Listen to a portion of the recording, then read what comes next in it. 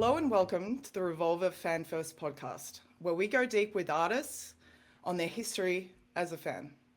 Today we have a very special guest, Maynard James Keenan of Tool, A Perfect Circle, Puscifer.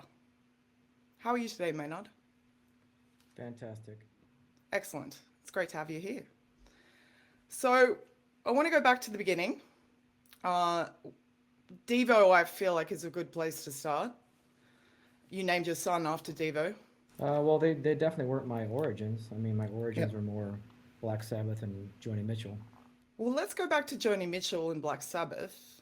Obviously, A Perfect Circle, there's really big shades of Joni Mitchell. You actually interviewed her. Was Blue your introduction, or how did you get into Joni? Yeah, my aunt turned me on to the vinyl early on. I think before Blue, honestly. But yeah, just her. Not a lot of people know a lot about her history and her approach to art. Um, Self-produced, self-engineered, solo artist, singer-songwriter. I mean, at that time, a lot of artists were, just doing covers of other people's music. That was just kind of the norm. Somebody would write sheet music, and then someone would buy the sheet music and perform the song.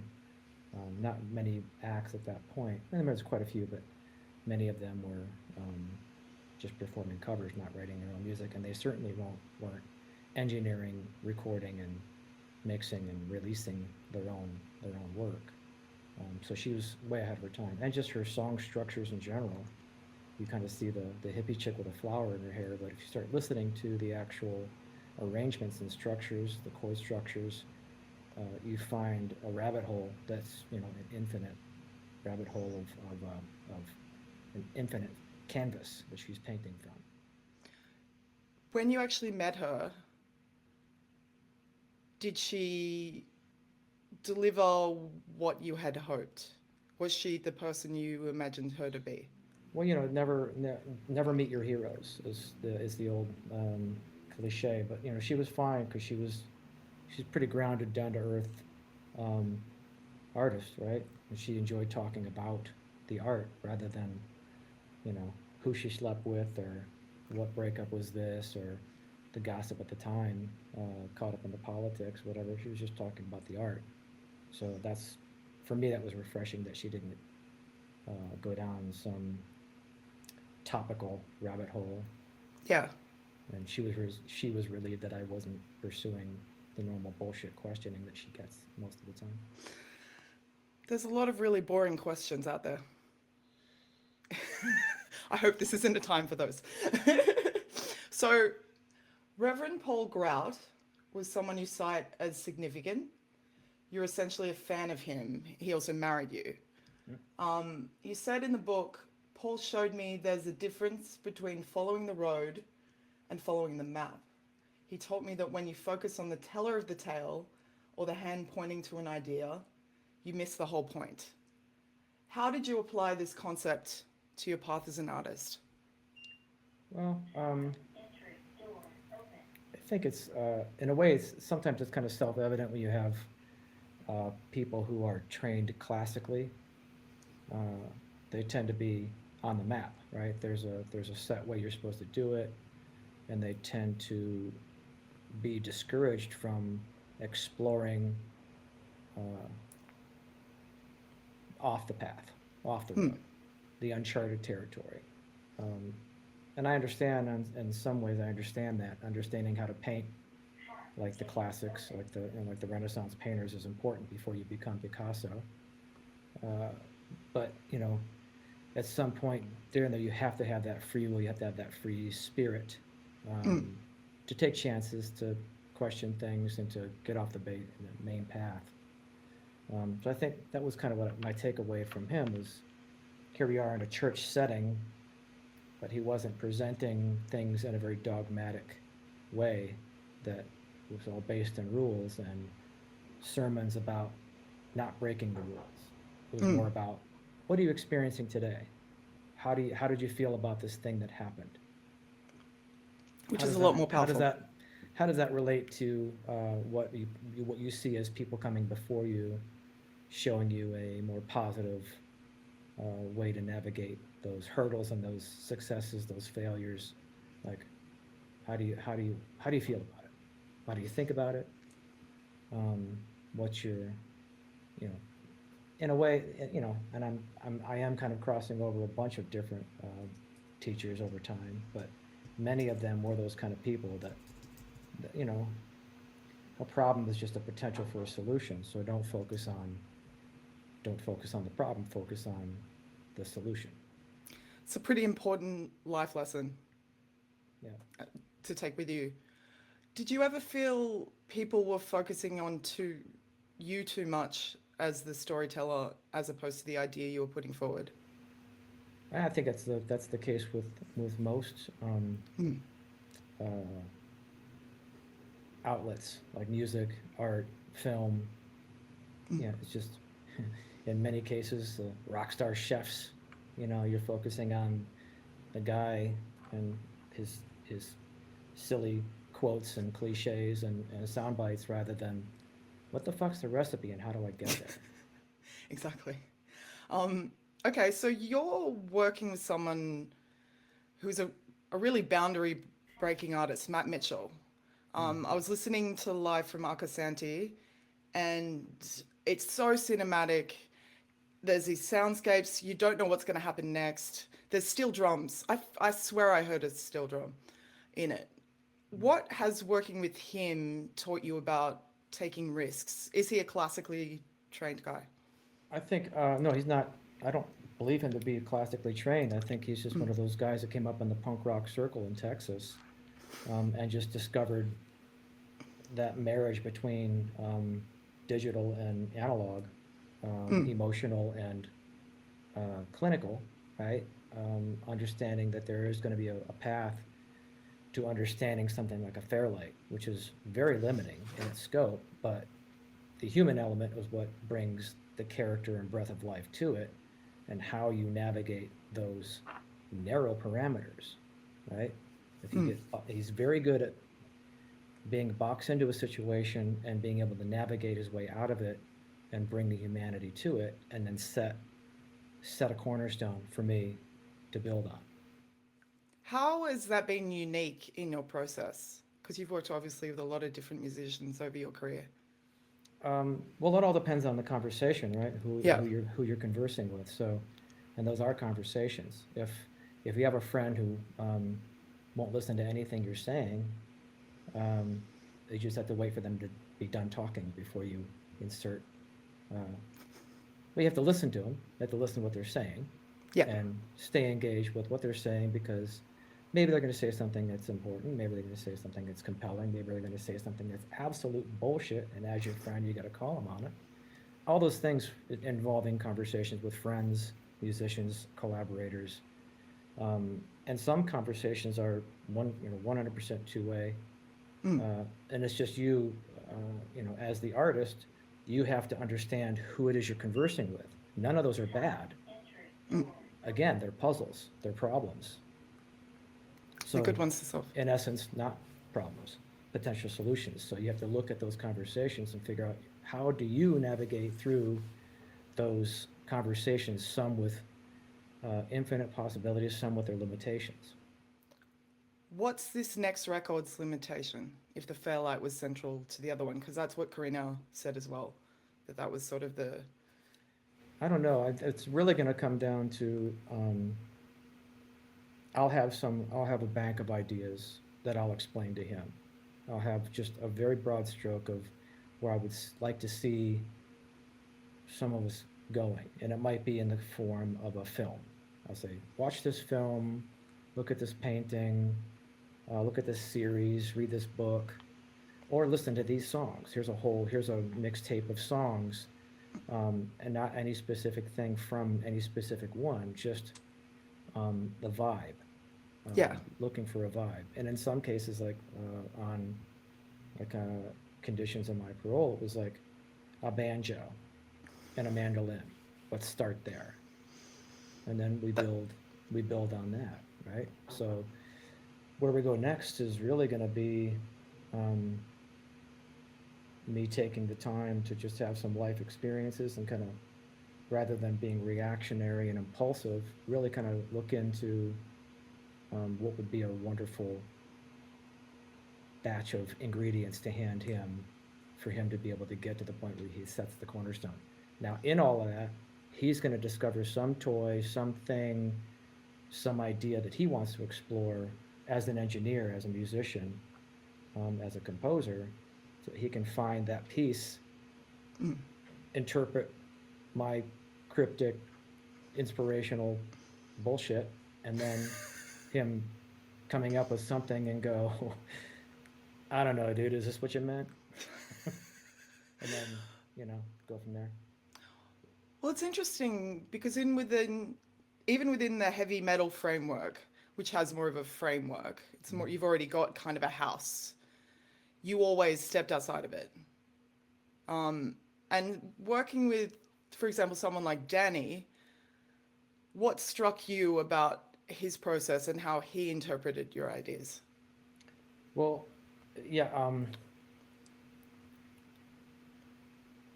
yeah. So as a drummer, he's never satisfied with just playing the 4/4 beat. Although I've heard him play them, and it's very strong. His old band, Pygmy Love Search, is very four on the floor, very powerful, fun band full of fucking Vikings. But I think it's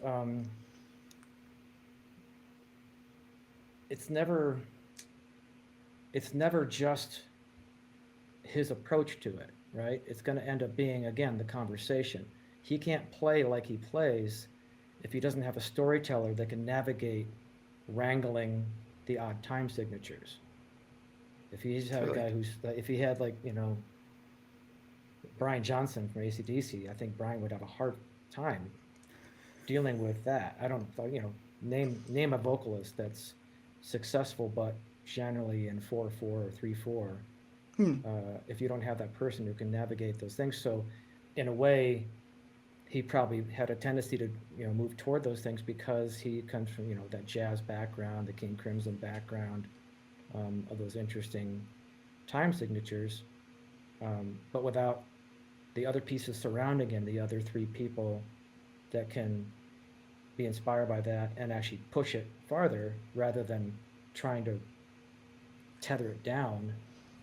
He would be frustrated at this point if he hadn't had that as an outlet. And it's the same with Billy Howard, wanting to go off in a direction very cinematically with soundscapes. If you didn't have a person to interpret those stories in a way that rode those emotional waves, it's and again, I'm the same. Flip the coin. I'm the same way. I can't express something in an interesting, clever way if there's not some kind of interesting, clever cornerstone for me to build it on. So it's almost like you speak different languages, and there's a central point where you can communicate. Right. I'm going to get this word wrong. Colloquialisms. Right. So even within the language, there's going to be various dialects and regional differences in those conversations. So you have to understand that all of those things are possible when you're composing. There's no limits. It's art. It's infinite. It's like calypso. You can't bottle it. It's an emotional mess. Well, you've obviously developed a language that you've wanted to speak for a long time. There's not many, like for example with Tool, there's not many bands that have stayed together that long with that lineup. We spoke to Judas Priest last week. That's a lot of lineup changes. Would the speaking the language part be a big part of that? The way you speak? I think it's, foundationally, even with all of the musical projects, you have to allow yourself space to grow. You have to allow yourself space to have experiences because you're, one of the Puscifer edicts, if you want, is we observe, interpret, and report. Right? That's what we do as artists. That's our job. And But if you're so busy, wrapped up sniffing your own farts with your own brand and whatever people you think people are supposed to, what you're supposed to do, then you're not going to have life experiences to kind of go back out and observe anymore. You're busy looking in a mirror. Stop looking in the fucking mirror. Get out and reinvent yourself and just fail. Succeed, fail, succeed, fail, succeed. Just try things and listen to each other. And part of listening to each other is understanding that some people need more time, need more space. What's your proudest But musical? also understand that some people don't need a lot of time. Some people want to get shit done. So Yeah. you have to provide each other space to not do or whatever. What's your proudest musical experiment? The one you haven't heard yet. Ooh. And Psyched. neither have I. So The new Puscifer? Or the one you... I was like, have you already written this record and we haven't heard it? No. that's the That's one. exciting. The one that's right back here that doesn't have a cornerstone yet. Excellent. Now, you mentioned Black Sabbath, which you didn't mention in the book, which is why I didn't bring it up. Mm. Let's go there. Okay. What struck you about them? What got you on board? You know, a lot of things that you get into are all very circumstantial, circumstance specific, age specific, what was happening at the time, what was happening around you in the macrocosm and the microcosm, in your household, outside of your household, with your friends, socially, politically, religiously, whatever. All those things have a big influence on something that resonates with you in a moment, right? And so something like Black Sabbath was scary and mysterious, but maybe not as scary and mysterious to somebody 10 years later. But when I was at that age, watching Saturday afternoon monster movies, you know, Dracula and Frankenstein and all the crazy, you know, body snatcher movies, like, you know, all that stuff, you're kind of in that mindset. And then it's like all of a sudden, oh wow, all these things I'm into, the Marvel comics, you know, all of a sudden now there's a soundtrack for it. It just seemed like the soundtrack for it. It wasn't scary to me. It just seemed like it went together with Saturday morning. And at your grandma's house, where you've been dropped off while your parents are working or doing whatever, there's your aunt's Black Sabbath album, and there's the monster movies on TV. That's a personal experience, right? That's not everybody's experience. What was your gateway drug Sabbath record? Sabbath, you know, Black Sabbath. Black Sabbath. Yeah. Yeah. Makes sense. The bell and the wind and the rain, watching the monster movies. I turned the TV down. Yeah. And put the record on and watched the, you know, Dracula doing whatever. Is that good advice for all of us? How I going? think sometimes, yeah, just Yeah, fun. get it? Yeah. You well, I guess, did you at that point one day envision you like yourself a part of heavy metal, or was it different? No, I had such a diverse input musically and artistically as a kid. A lot of pop stuff, of course, living in a small town where you don't get a lot of the newest cutting edge things, but I was influenced, like I mentioned, Ahmad Jamal, a jazz player who's like an incredible player since, you know, pretty much since his balls dropped. The guy's been shredding. Like, he's an amazing, incredible artist who's been a huge influence on not only my father but me. You know, juxtaposed with Joni Mitchell, juxtaposed with Black Sabbath, and then of course, then all the other stuff comes in as you're growing, you know, getting older, like, oh, AC/DC, and now you're into AC/DC, and now you're into Kiss, and now you're into, you know, whatever's coming along. But the foundation was set with the more complex things first. So you get into you know, you get into the bowl of, you know, nachos, but, you know, there's definitely some sustenance that happened before that set the bones properly. Was Kiss your nachos? Oh yeah, like just crap. Dude. I know. I'm gonna piss a lot of people off. Like they're like the Bay City Rollers with, you know, They really are. makeup and shit. Like No offense, Gene. Oh my God, I'm gonna get yelled at. Dude, But you know, it's like those are very kind of Partridge Family song structures initially. When you really go back and listen to it, it's like, you know, it's da da da da da da da da da da da da da, but like making a face. I mean, that's the difference. Is making a face and you got some scary boots on. I think it was them existing in a vacuum because at that particular point, the number of metal bands who've said, I was obsessed with Kiss, like if you've seen John Five's Kiss collection, it's disturbing in its vastness. Oh, wow. Okay, right. It's, yeah, okay. That's, you can join the party. You can join the Kiss party. Welcome to Hypocrisyville. Yeah, well, 100%. But they had a powerful thing. Even someone like Sebastian Bach was like, I heard rock and roll all night on the radio, and then I came home and then saw this comic book written in blood, and it was like, it's this, guys. Yeah. So you do say friends don't let friends, Gene Simmons, in the new interview, which amused me a great deal. But what did Ace Frehley give you? I've met Gene many times, and I feel like I've earned like enough to sit at the kiddie table, throwing some carrots at the main table with Gene now and then. He'll definitely spank me at some point. But you're allowed to say this. I'm allowed to say these things a little bit. I will get spanked. But I don't know. Ace was that thing that took those songs over the top for me because they were very simple, catchy, you know, with a little sinister edge song structures.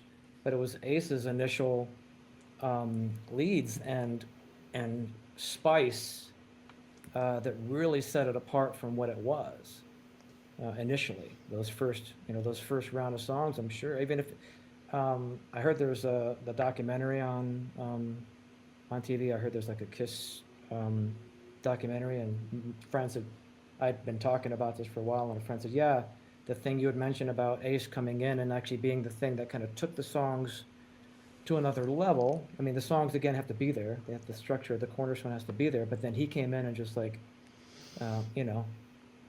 added that dimension to it that made them better.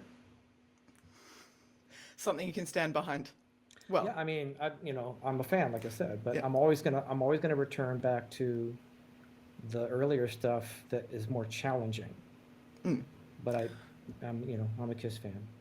Well, there's I think John only collects memorabilia from 73 to 83. Are you that era guy?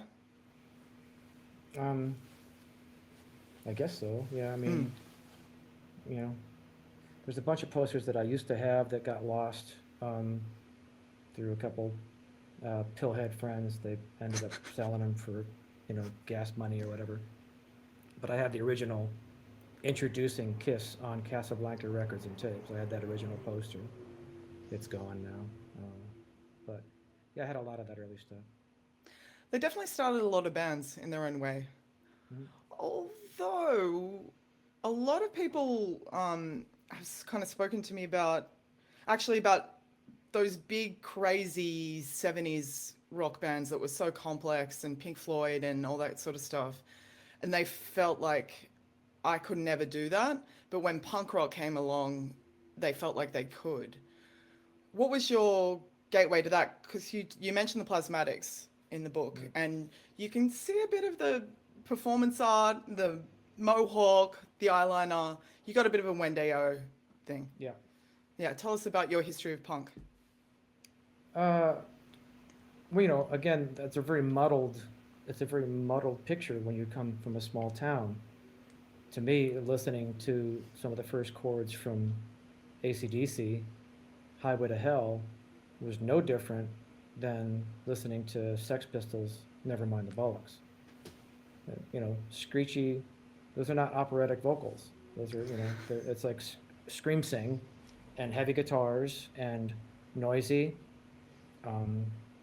So for me, at that early age, like sonically, I didn't hear a huge difference. To me, it was music. We're listening to music, right?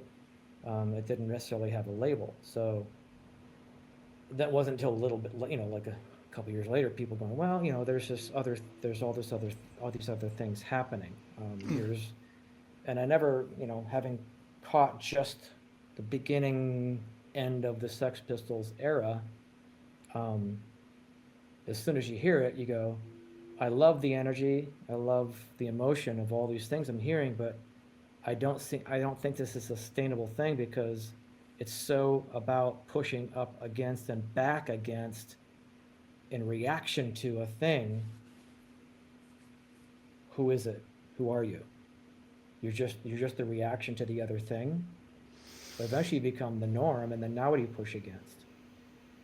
So it wasn't until something like Minor Threat came around where you go, oh fuck, I get this. It's still chaotic a little bit, but it has focus, and it's something I can sink my teeth into and get behind as far as the energy and the execution made sense to me. Well, and it still has an ethos and pushing up against things. Yeah. In my case, pretty significant. Yes, absolutely. But when you actually dig into the meat of what those Minor Threat albums did, and then him going on to Steve Fugazi, there's still something left. When he's done ranting, you can not speak English and still get into the sounds that you're hearing, the music, the sonics were still there. They weren't, like there's some stuff I go back and try to listen to and it's just awful, just god awful. It doesn't hold up because there was nothing there. It was just mush. And I guess when you remove the thing people are pushing up against, which moves and evolves and changes over time, right? As you say, it loses meaning. You talk about Black Flag and having a transformative experience live in, I think it's 86 or 87. Obviously, that's a band that's become iconic. People talk about them still, not least because of their 4-bar logo. It's very iconic, but I wanted to, pardon me, ask you, what did we miss if we missed them in the moment? What was it like to see them at that point? Well, it was just that, again, there was something more to it than just mush. Greg's guitars were unique. There was a unique sound to it. He was able to repeat it, right? So it wasn't just some feedback and some noise, and then he couldn't repeat what just happened. There was that combination of moment thing happening and the ability to revisit whatever that emotional map he just drew. He was able to retrace it from a fan's perspective, and then just the aggressive take no prisoners, fuck you, this is my mic, Henry Rollins.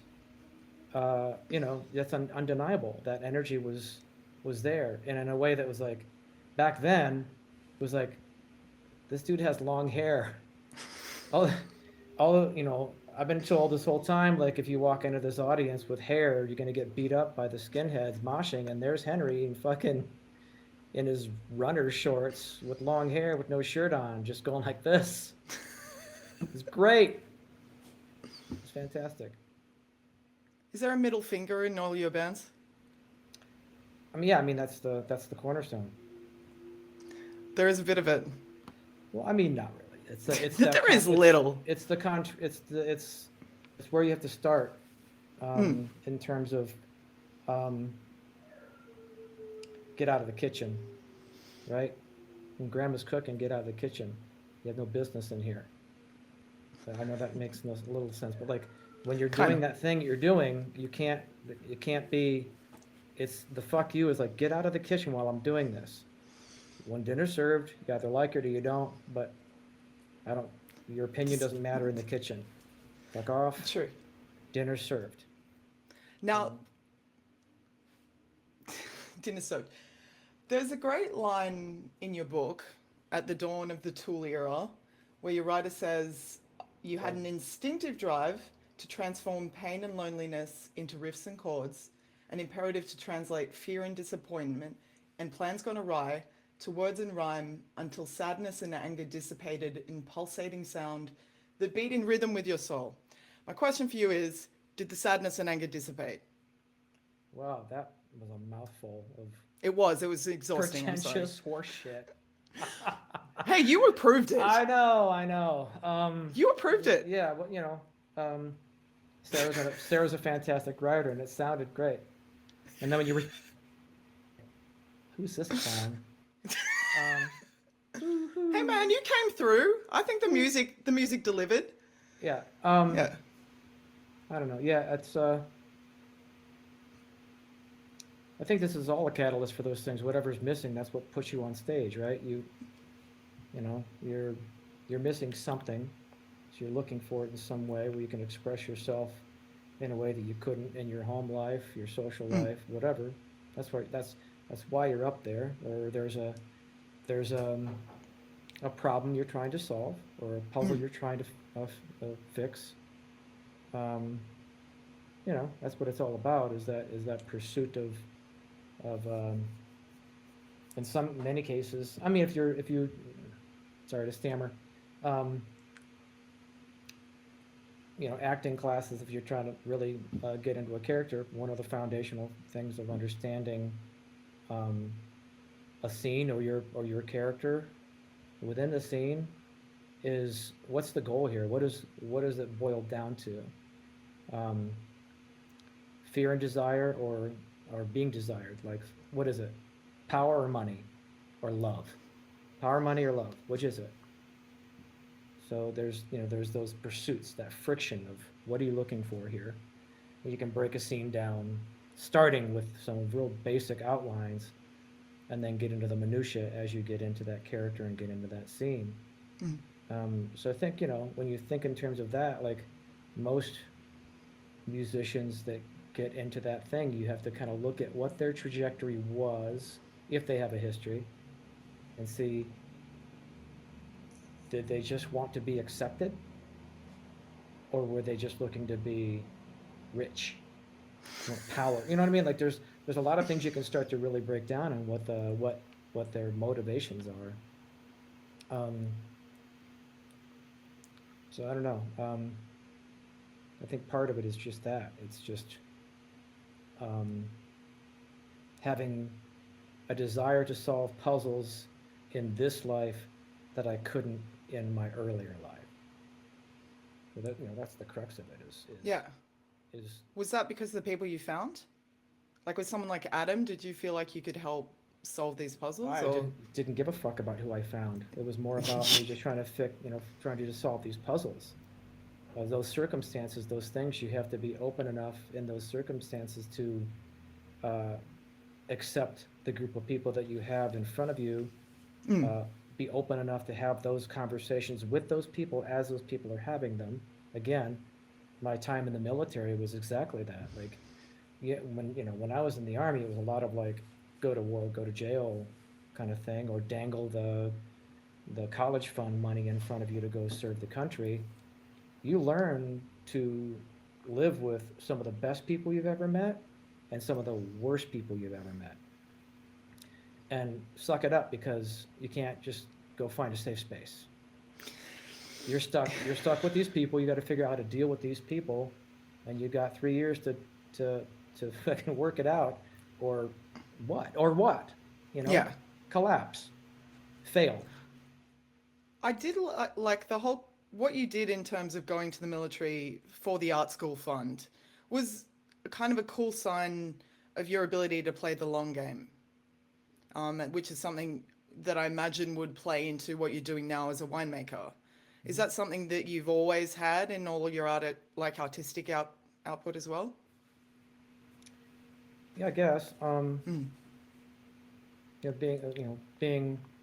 Living in Mason County, living right in the middle of orchards and farms and in the snow, the obstacle of snow between you and your goal, metaphorically and literally.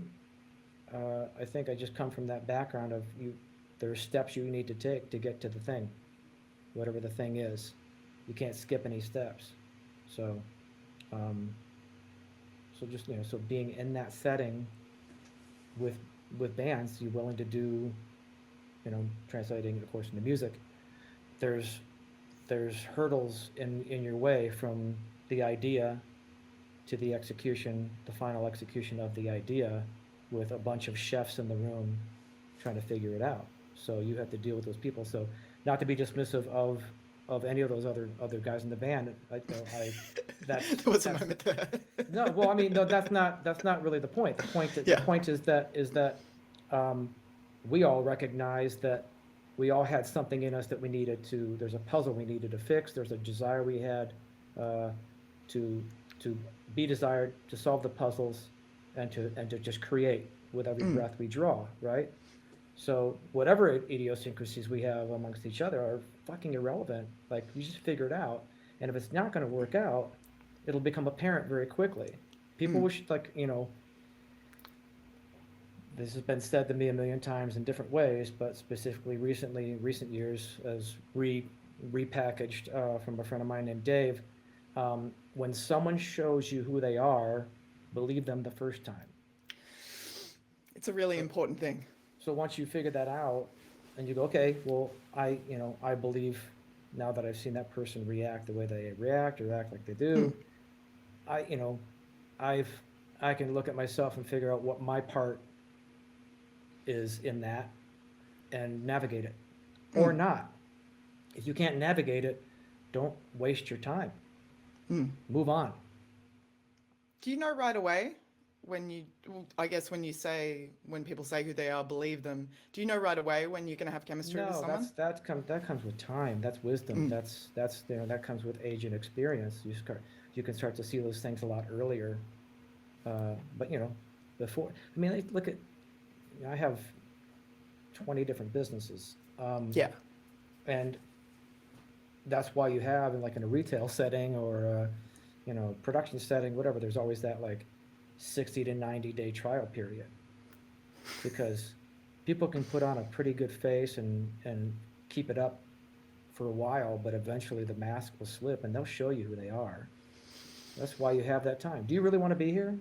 I mean, like in the winery setting, it's not easy work. We work hard. It's brutal. It's long days. It's hot. It's cold. It's it's a million things that are a part of how difficult that job can be, producing wine during the harvest season. And if you want to do it and you have there's something that resonates with you in it, you'll endure those things. If you think you want to do it and you come here to do it, fuck off. You're wasting my time. Just go. Don't be here. You're not doing anything. Yeah, you're not. And it's not negative. It's just you weren't meant to be here. Know thyself. If you're not meant to be here, get out of the way. We'll bring in somebody who wants to be here.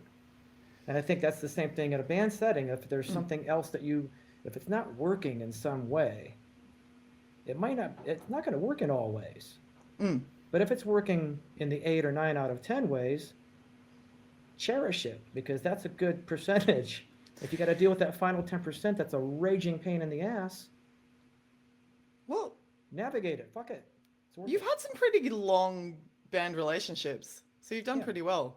Yeah, because we've managed to accept each other's 10%. Yeah. I'm excited to hear with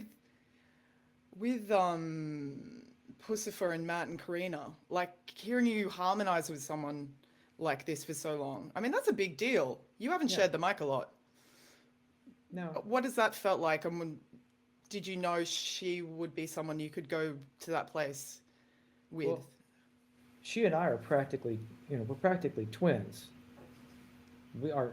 Our assholes are of the same circumference. So we match. You really do.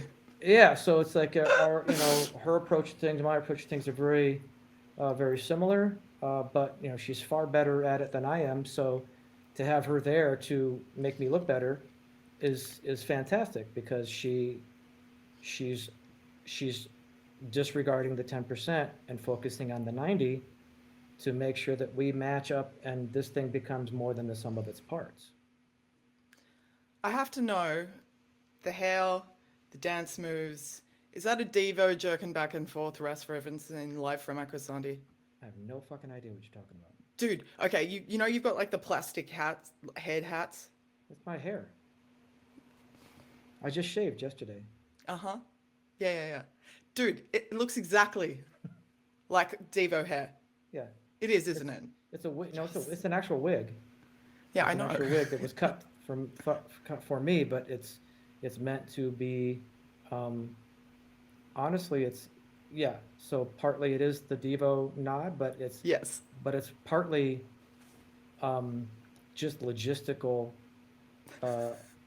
because it's hard. It's actual hair, but we've shellacked the fuck out of it so that it actually makes sense that it's easy to take on and easy to take off for tour. Honestly, logistics. It's a practical headdress. It's a practical headdress. Yes, absolutely. The hardest thing to get off is the lipstick. That's harder than the hair. Really? Yeah. I don't It's know fun, how you though. guys do it, man. Like that crap. It's a lot of bullshit, dude. Oh my God. Being a woman's a lot of bullshit. But so when that album came out, me and my friends, someone made a vagina cake, and we had a 36-hour psychedelic experience. It was worthwhile.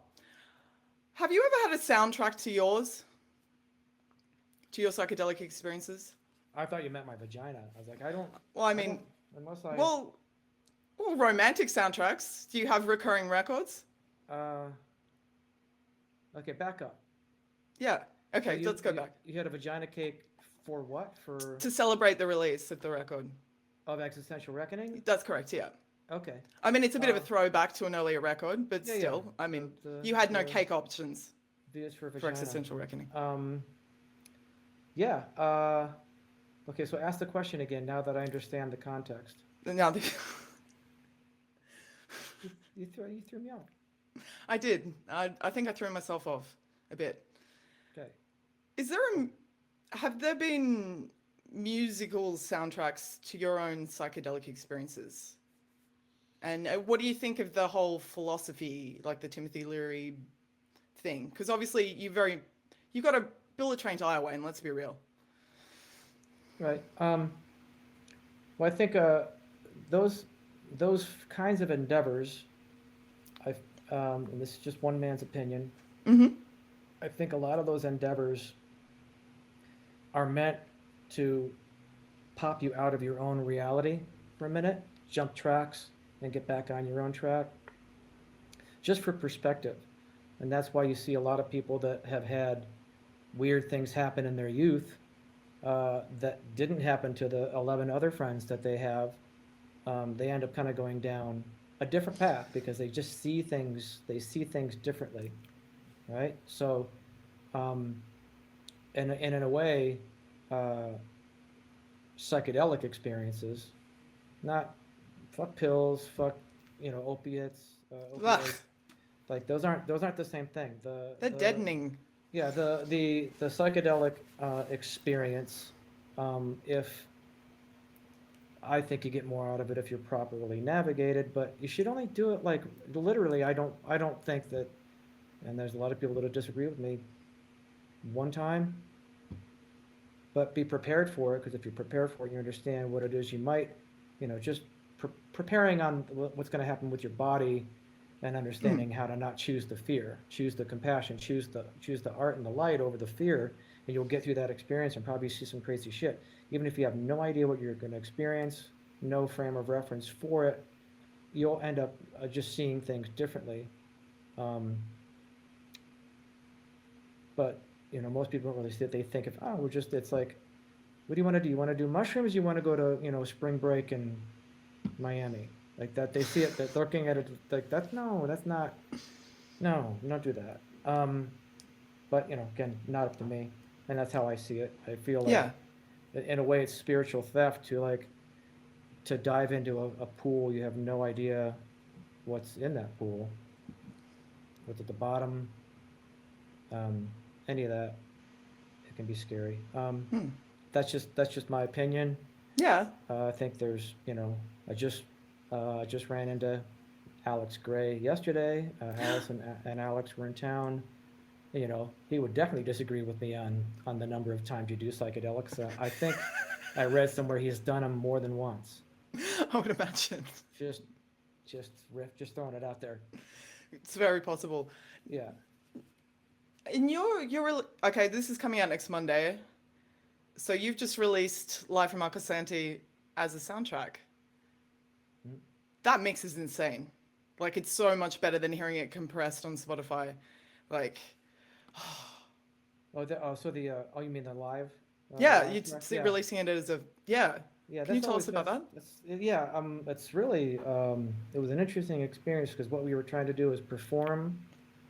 We did several takes of the one song, like at least 4, sometimes 12 takes of the same song because like for one of them that we're trying to time it with the sunrise, but we're tracking it live multiple times, and then Matt would go back and pick the live performance that made the most sense, that was, you know, that didn't need any fixing, and then we would edit all the video takes to that take. So, you know, it doesn't always match up properly, but like it was a good experience in that, like doing that, like interpreting that thing live, and figuring out, oh man, like this part needs this other thing, and we have to add in something that's an instrument or a backing vocal or something to kind of help this next section make sense. So that was a good experience. It's a really three-dimensional one. Mm-hmm. It's one. So we asked someone. We ask every guest, if you had a musical Mount Rushmore, who would be on it? Who would the faces that you'd have carved into the stone? Oh, interesting. Steve Martin. Not Joni Bill Mitchell. Hicks? Come on. Well, Carry you know, on. he needed some work. Poor bastard. Steve Martin, Joni Mitchell. Let's see. Nina Simone, obviously. Actually, elaborate there. Huh? Why Nina Simone? Tell us more. She's just the cornerstone of like pure emotion and technical singing and piano ability, but like balancing it with what would anybody that was that emotional generally is a basket case, and she was able to like really focus that energy technically and for their execution. So yeah, absolutely, Nina Simone. And fearless. Yeah. And what she did in terms of pushing the issues that matter to her Yes, as well. absolutely. Yeah. Like So provocateur. full, you know, absolutely. And I would reserve my fourth for another conversation because I don't know. So it's just a big lump. No, it'll be clay. We'll call it clay. You're a big clay guy. Yeah. Do, do, do, do, do, Yeah, I don't know. That's okay. You can come Those back. are my 3. Maybe You Ahmad can just make Jamal. them really big. But you know, What? not a lot of people know Ahmad Jamal, so that it might be a weird one for them to have to figure that out.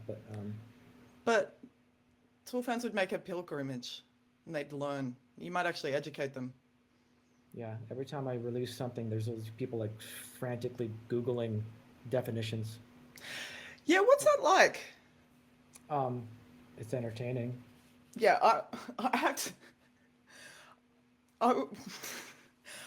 Okay, I've got to say this. From the first time we got like Donkey Punch of the Night as a promo when I was working as a music journalist, still am, I always appreciated the ridiculousness and the absurdity of what Puscifer was. Mm-hmm. Because, look, I'm a member of the community, but I've had some humorless discussions about the Fibonacci sequence with Tool fans. All due respect, glad you're all here. I'm a part of you. Did you ever want to find some people with a bit more of a sense of humor? I mean, not that I am a Tool fan, but you know what I'm saying. Mm. Well, the thing is, most of those tracks, there's humor sewn into many of them. Of course. People just right over their heads, so they're so busy counting. But God bless them. I guess it's my own fault, really, if you put down too many puzzles that people just, they go full ToolAnon. Yeah. What's your favorite hidden joke in a Tool record? Nice try. Yeah, what am I going to do? It's you have to do it. But like Hard the no. the first lines on the first single of Puscifer is, "This lady got the thickness. Can I get a witness? This lovely lady got the thickness. Can I get a hell yeah?" You must have amused yourself. That's what you put out here. Well, it was meant to be a tongue-in-cheek,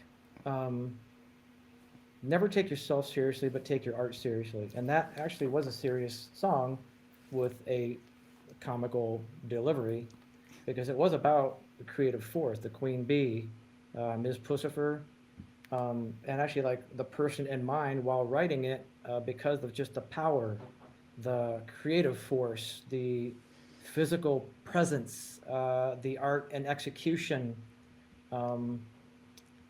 inspirational was Serena Williams. Really? And I'm going to get her name wrong.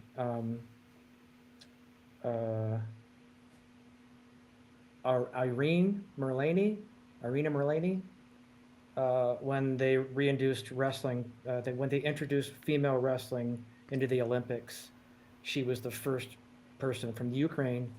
She's the first person to get a gold medal in women's wrestling, Irina Merlani. So these songs were all, that song was written for people like that. That's amazing. And, Well, comical as the delivery was, it was about the creative force. Yeah. It was about Calypso. Yes, Calypso. Well, one of the things I like about it is it's got a sexual energy that's inclusive. Cock rock, less so. You made some vagina rock, and vagina worship, we can get behind. Was that a conscious decision to make this sexual energy that was inclusive? I don't know. I can say yes in hindsight, but I don't know. It's good. It's cool. Okay, 5 songs that have changed your life. I know I don't get you for that much longer, but worth a shot. I've got 1 minute to get on the next call. Okay, So 5 songs that changed your life in 60 seconds. Shit, man. 3? Let me think about it. Yeah. Well, Blue, Joni Mitchell. Yes. Close to the Edit by Art of Noise. Awesome. Definitely.